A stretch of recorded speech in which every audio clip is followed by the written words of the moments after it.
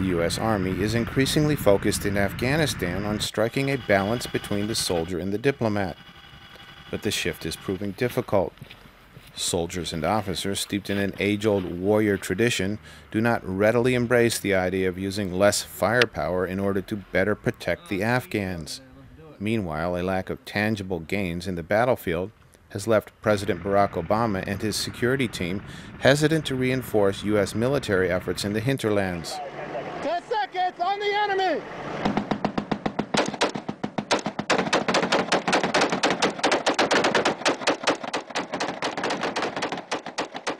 60,000 of you in this district, and there's one of me. You guys got to cut me some slack and let me run this thing. Those are for him. I don't need to write a note. I'm going to pick your village. And when I come to you, you'll be able to put your name in. Now my requirement is that 1, they be unemployed, and that 2, they be chosen by their elders. At Lieutenant Jake Kerr's remote fortress in Dangam District of Kunar province along eastern Afghanistan's embattled border with Pakistan, the stakes are high. Kerr, West Point class of 2007, leads the Army's 10th Mountain Division 132 Brigade's Combat Platoon. Kerr's mission is to interdict the so-called guerrilla rat lines that extend from Pakistan.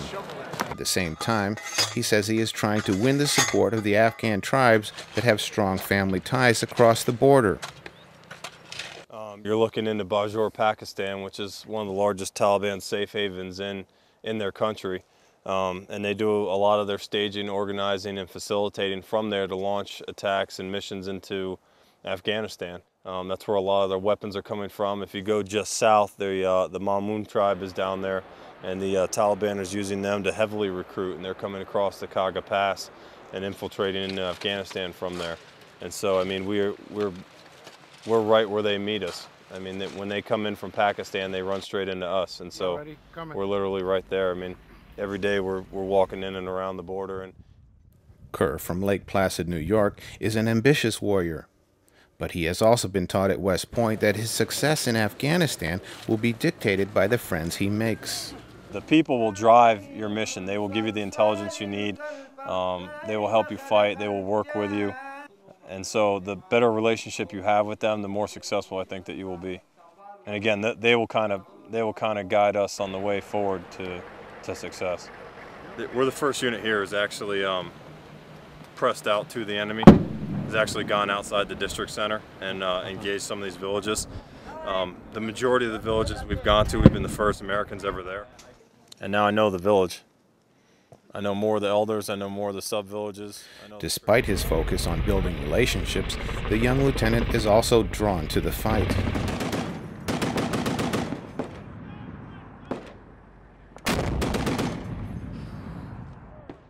He commands a hardcore infantry unit, one in which the passions of youth and the urge to take on the enemy exert influence at all levels. His first sergeant, Kevin Devine, is anxious to see the platoon perform aggressively in combat. You know, we're not going to change anything until we start being more offensive, you know, sending out like hunter-killer teams. Or the Kunar province is probably the, you know, I think the meats and potatoes of Afghanistan, you know, of where all the enemy personnel are coming through, and I think this is where the fight's at. With the mountains around here, someone's always going to get on the high ground above you. And I want to get out there and take it to them. I want to find out who's moving the weapons, where they're going, and I want to go hit that house before they get time to organize those weapons and use them against us. The 240s and the snipers are going to stay here to give us support by fire. Counter-insurgency in Afghanistan, as it does anywhere, requires the right mix of diplomacy and force. Kerr is learning, however, that when shooting starts in Afghanistan, good diplomacy is the first casualty. This patrol has been billed as a tea-drinking affair with key leaders. In order to protect the secrecy of the operation, Kerr's fellow West Pointer, Major Andy Knight of Ann Arbor, Michigan, does not send an advance team ahead to talk to villagers or map the terrain. Combat Platoon is about to face its first ambush.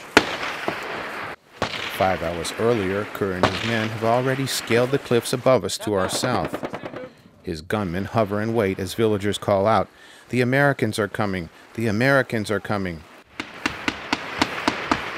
Kerr's men fire on 3 suspected insurgents. Now, if they're running away and they've got weapons, they're dead. One had a brown shawl and gray pants. Break. Descriptions. My gunner's pretty sure he wounded the one in white. The insurgents have taken cover in a stream bed. Meanwhile, Afghan soldiers in our party, uninformed of Kerr's position on the bluff above, have accidentally opened fire on the U.S. fighters. Of the village with the woman in the green dress on the roof, tending to the animals, correct? The U.S. Army's air power and maps cannot pinpoint the foe. Yeah, it's way up there. No, that's way up there. Yeah. The insurgents, now beyond Kerr's sight, have vanished. Yeah, Roger. I think we're playing the hot-cold game right now, and you guys are getting hotter. Here's what I'm thinking is going to happen. Right now, they're either over the ridge in the other valley, or they've got a wounded personnel from the Apache fire, and they're holed up there. Break. Kerr advises his major to pursue the guerrillas deeper into the valley. But this time, as is often the case in Afghanistan, the hole is dry. We've seen a couple shepherds since you guys have been in there, but nothing hostile over. For his first battle, the young West Pointer receives a Purple Heart for a shrapnel injury in his back. Another fighter is medevaced out. 2 insurgents are believed to have been killed.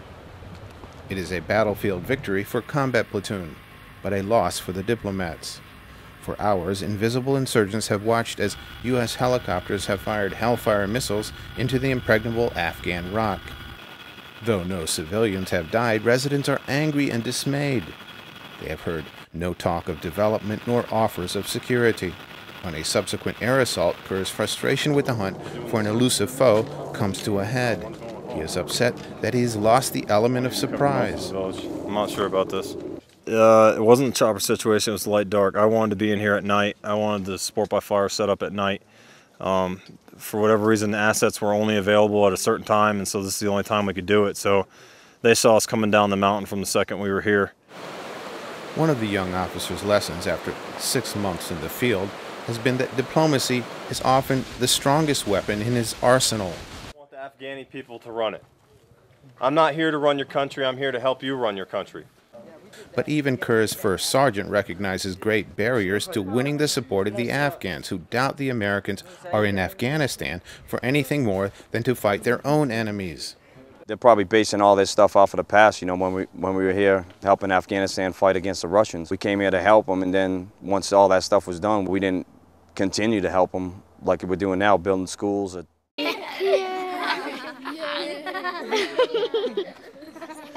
I told you I would try and help you out with all those problems that you said, and now I'm back to deliver. Okay. I'm not a magic man, I'm a soldier. I can't just make things appear, but I can get them for you. Kerr is learning that in Afghanistan, the power of persuasion goes a long way. When the Taliban posts written warnings at night that Afghan collaborators with the Americans will be killed, Kerr seizes the initiative and issues his own letters. His letters list the names of known insurgent sympathizers and defend his Afghan friends. He is elated when villagers start to report more insurgent movements.